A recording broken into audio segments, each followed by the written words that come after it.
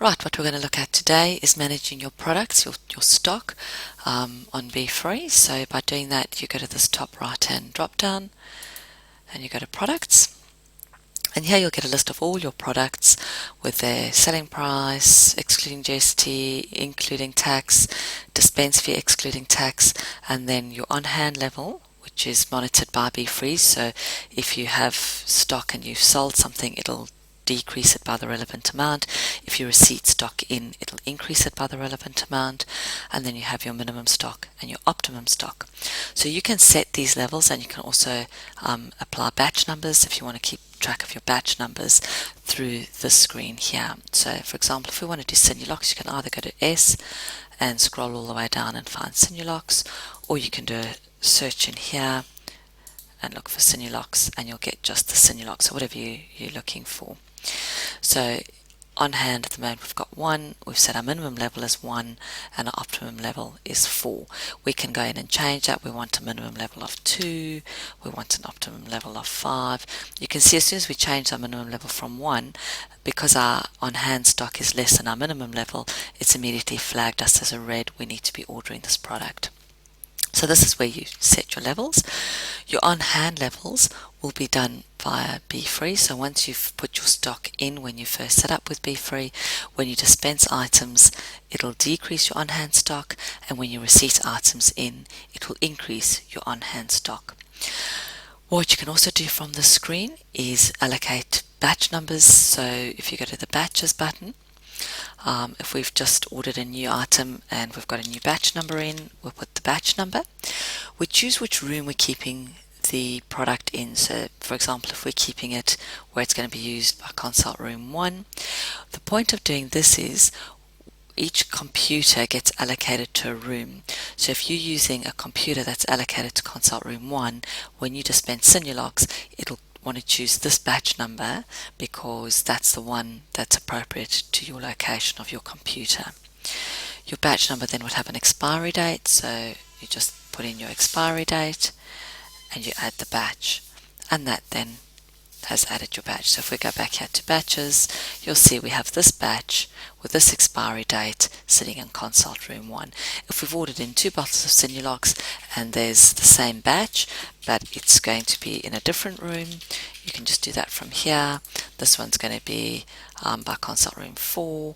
It's also got an expiry date of the 30th of January, and we can add that batch in here. So we can add in however many batches, or if we've got the same batch but it's sitting in 2 different rooms, we can allocate that here.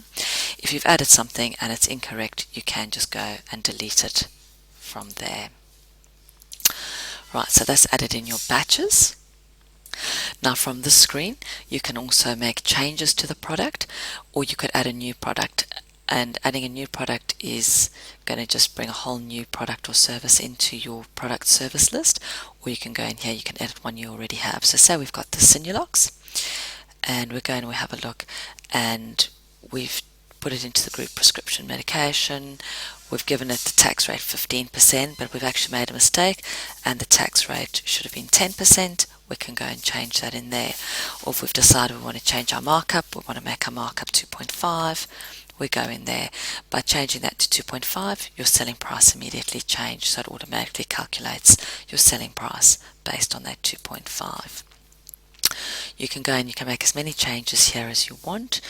If you've got a preferred supplier for it, just put in your preferred supplier. If that supplier has a code, so it makes it easier to order, you've put in their code, and then you just save changes. And now if we go back to the Sinulox, it's got those new details attached to it. The alternative would have been to add a new product if we had a new product that we wanted to add. So say we want to add in Sinulox injectable, we can add that in. Again, it's going to be a prescription medicine, so you choose your group, you choose your GST code. So depending, there's a way to set all your tax codes, so depending what country you're in, there'll be different tax rates, and you can set those yourself to whatever's applicable to your zone.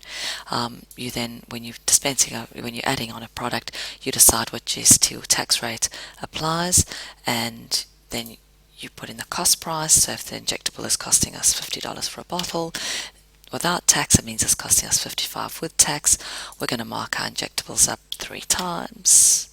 So we just go and make that 3, and you'll see our selling price now becomes 150. Our unit type is going to be milliliter. Now this is how the inventory item is split into individual units. So it's going to be a milliliter. Your purchase package size, so this is the size of the package you order. So if it's 100 mils, it's a 100 ml bottle, you would type in here 100, so that's a 100 ml bottle. And if you want to print a label, you choose, if in this case an injectable, so you're probably not going to put a label. If it's something you did want to label, you can have a default label that you put in here, and you can choose that you need to be able to print a label when you dispense the product. If you don't choose that you're going to need to print a label when you dispense a product, then you won't get a label option to print. You can put in your default supplier, so who you normally get the supplier from, their code, their barcode if there's a barcode that's valid for the product, any additional stock details if you've set up additional fields for your stock, and you just save that. If we now go back into our products and we now look for Sinulox, we'll have the tablets that were there, and we have this injectable that we've now put into the system, with obviously no levels yet because we haven't ordered any in, we haven't receipted any in yet.